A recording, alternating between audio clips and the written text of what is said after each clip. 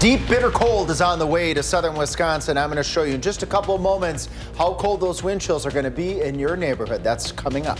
Plus, another candidate in the race for Wisconsin governor as former Lieutenant Governor Mandela Barnes throws his hat into the ring. And later, giving back on Giving Tuesday. We check in with the Dane County Humane Society and what your donation means to them.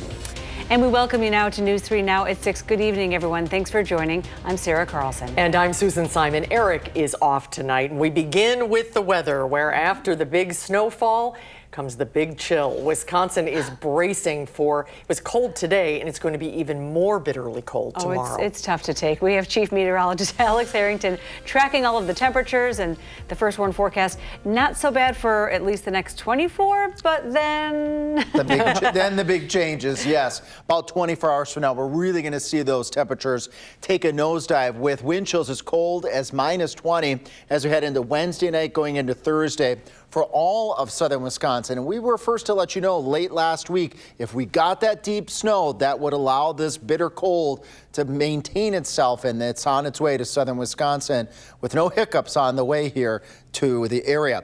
Current temperatures out there right now, we got 21 in Madison, 18 in the Dells, 23 tied in Boscobel and in Lone Rock. Janesville, your 19 is probably correct, although it makes it look like you have just a local warm spot there. But maybe the good people there are just hanging on with getting ready for the cold weather that's on the way to the area. But it is 19 in Janesville right now, and that cold weather is going to get even colder in southern Wisconsin. We got other sites, you may not know this, but we call these mesonet sites. These are other sites that allow us to show weather in other parts and other communities in southern Wisconsin. And let's see what's going on tonight in Lafayette County and Darlington. 22 right now, but it feels like 10. That's because the winds are out of the south at 12 miles per hour.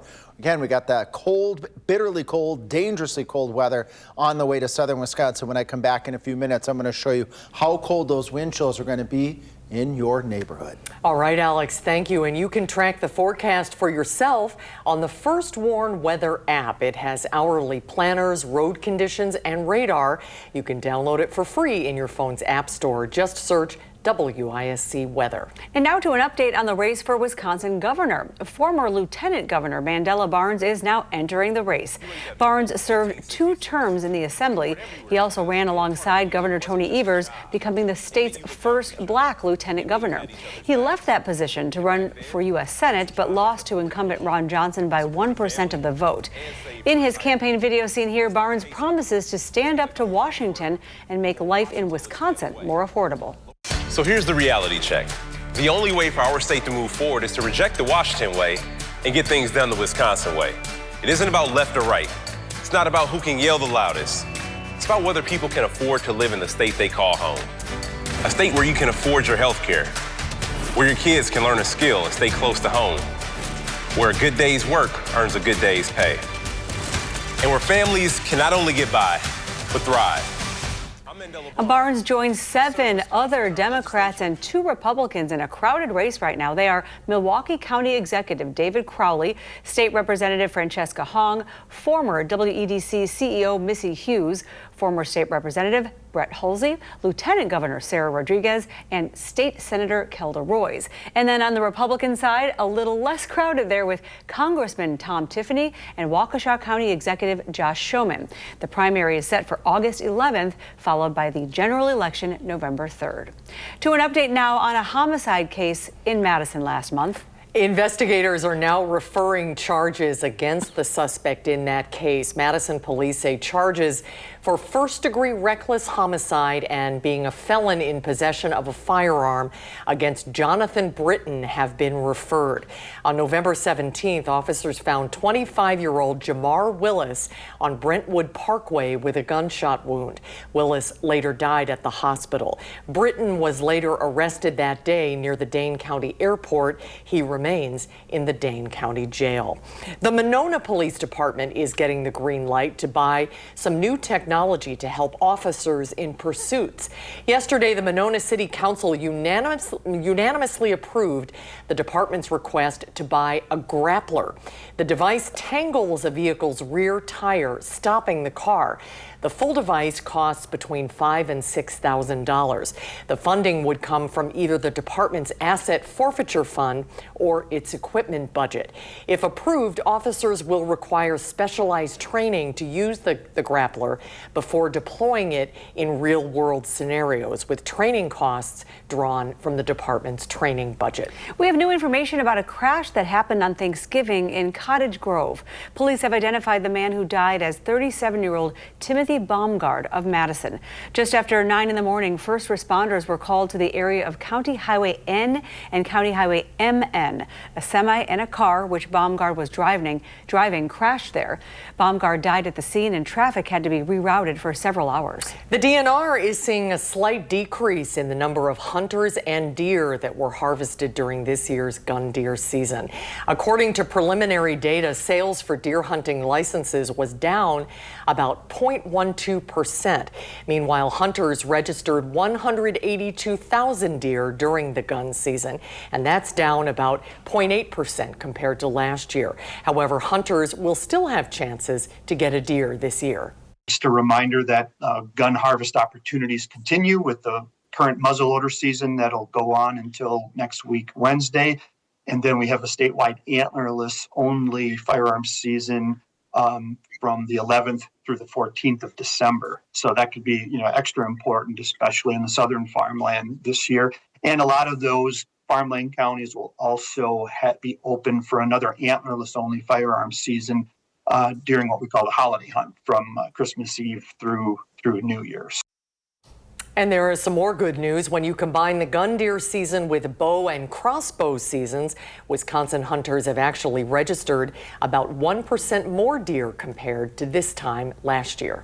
Well, today is Giving Tuesday, a day where nonprofit organizations around the world ask that you give back. And this year, the Dane County Humane Society is making a big push so that they can help animals in need. Our Jalen Banks stopped there earlier today, and he has more on what they hope to accomplish. This Giving Tuesday, the Dane County Humane Society is looking to have its largest Giving Tuesday yet to help the animals in Dane County in need. The Dane County Humane Society is hoping to raise over $100,000 for animals in need this Giving Tuesday. They've already secured a $70,000 matching gift to help bolster donations. That means if you donate for Giving Tuesday, your donation will be equally matched, effectively doubling how much you give. Donations to the DCHS help support their open admission shelter, accepting all animals that need assistance despite their age, health, or temperament, and prepare them for any need that may come through their doors. Their goal for donations is $140,000. This is one of our biggest fundraising days of the entire year. Rely mostly on the donor support. So in order to be able to do what we do, and we don't want to have to cut any sort of service. We want to be able to meet the needs of the animals. Whether it's the Humane Society or another organization, the Better Business Bureau has a few tips to keep in mind to avoid scams. 1, get the organization's exact name. 2, check all websites for basics. And 3, resist pressure to give on the spot. Keep these tips in mind this Giving Tuesday and anytime you want to donate. For more on how to donate or to get involved with the Dane County Humane Society, you can find that information on our website. For now, reporting in Madison, Jalen Banks, News 3 Now.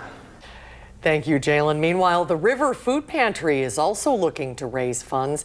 They're trying to keep up with demand. Right now, the pantry needs money for frozen proteins and fresh produce.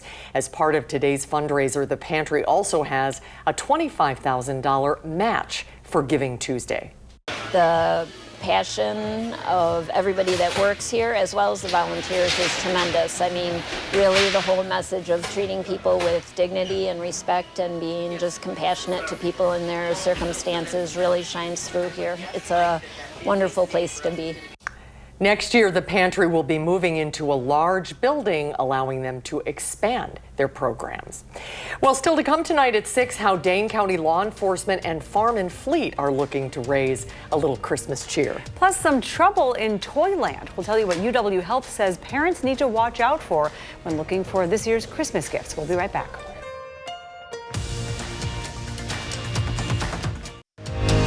You're watching News 3 Now at 6. It's time once again this year for the annual Farm and Fleet Toy Drive. It's underway now, where community members can help make the holidays brighter for local children in need. Donations pour in from customers and are matched by Farm and Fleet, making a big impact in neighborhoods across the area. The collected toys benefit families served by numerous local police departments, including the Dane County Sheriff, Madison Police Department, McFarland, and Sun Prairie, ensuring that kids in need are not forgotten. Every kid deserves some toys under the tree, okay? Even the ones that are a little bit naughty, that's okay, right?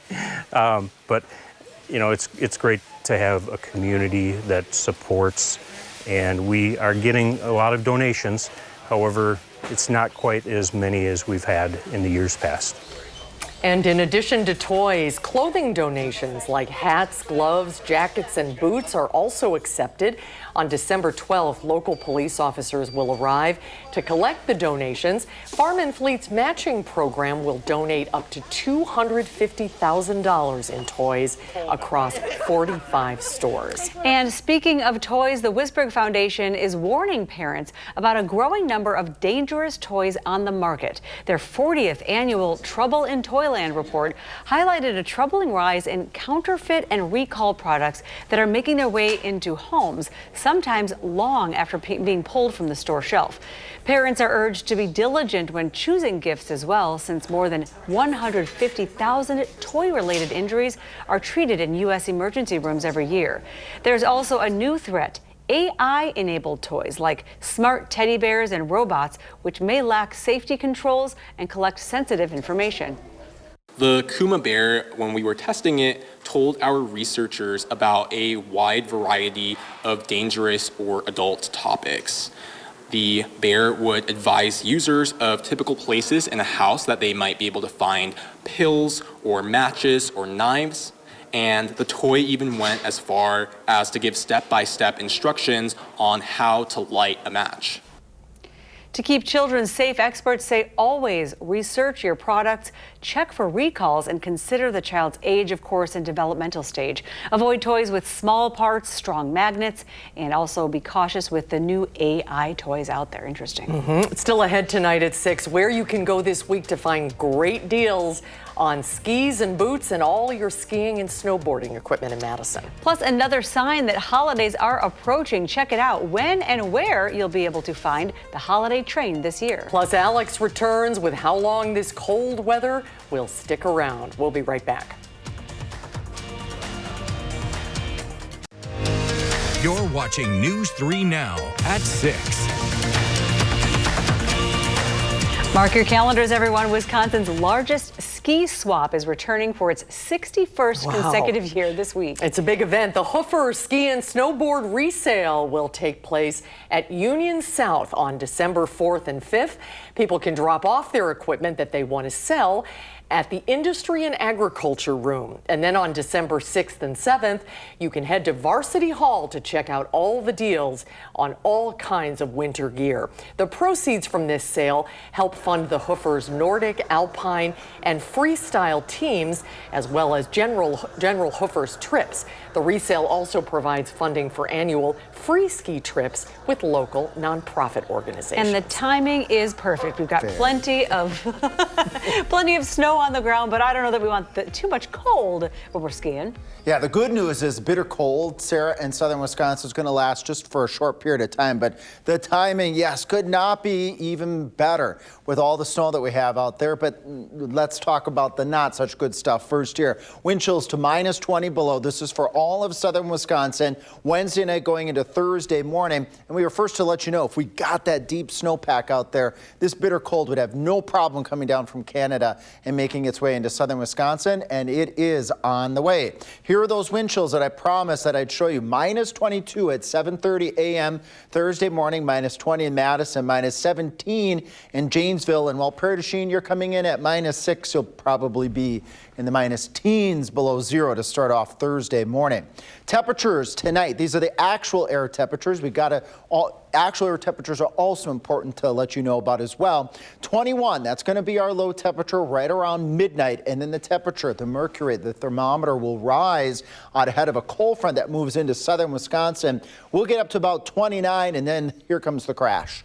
Notice the blues, and then here come the purples in from the north and from the west, getting down into the single digits below zero, actual air temperature as we wake up to Thursday morning. All part of the three things you need to know. A little light snow late tonight, a little light snow that ends Wednesday morning. That's along the cold front that ushers in the alert day cold as we head into Thursday morning, and that cold is going to stick around beyond Thursday morning as well. Here's that little bit of light snow out ahead of that cold front midnight, mainly for areas north of Madison, and then that cold front's going to come through during, let's say, the 6 a.m. to 8 a.m. time frame as we go into Wednesday morning with just a couple of flurries. But even with the flurries and that a little bit of light snow, don't let your guard down tomorrow morning because we could have a couple of slick spots out there. And also, don't let your guard down on the sidewalks as well. They're still a little icy from the weekend weather system that we had. You add a little bit of that extra powder on top of ice, and it makes it even more slick. If you're a dog walker like myself, they can be very slippery, not just for you, but for your furry four-legged friend as well. Here is that bitter cold, 14 on Thursday, and then we warm our way back up into the 20s to near 30, if not above freezing. Maybe we'll crack freezing next Wednesday here. I chuckle a little bit because the average high temperature, look up at the top of the screen, 37 degrees for this time of year. Nowhere near that. These are the temperatures that you would see at the end of January, and we're only in the beginning of December. That Packers game on Sunday is going to be a chilly one, too, with on and off snow shower activity early next week. And here's a glimpse of that Packers forecast versus the Bears at 3:25. Kickoff 20. You better have maybe 2 or 3 Green Bay Packer jackets on, I think, to stay warm with this game. It's going to be a cold one. Oh boy, they can handle it though. Yeah, they can handle it. Thank you, Alex. You're welcome. Well, the Canadian Pacific and Kansas City Southern Holiday Train is heading back to Wisconsin. This train will be making stops next week from December 9th through the 11th. It will be in Watertown and Columbus on the 10th. Then on the 11th, that train will stop in Portage, Wisconsin Dells, and Boston, along with the Light Display's musical guests. American Authors and Pink Beard will be performing. Heard these are great. For more information on all of the stops, the details are on channel3000.com. Have you ever seen it? I haven't. Have you, Andrew? No. You want to go at night because it's just a spectacular thing to see. And then you see Santa Claus in the caboose. That's what I was going to say. Yeah. Santa's there too. I should go. Yeah, it's great. It's good. Cool. You know the holidays are coming.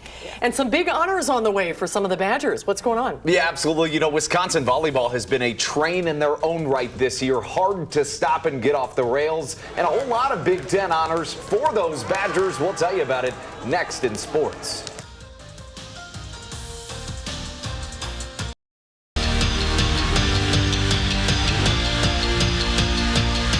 Put on your best shoes. It's just about time to dance. The NCAA tournament starts Thursday for Wisconsin volleyball.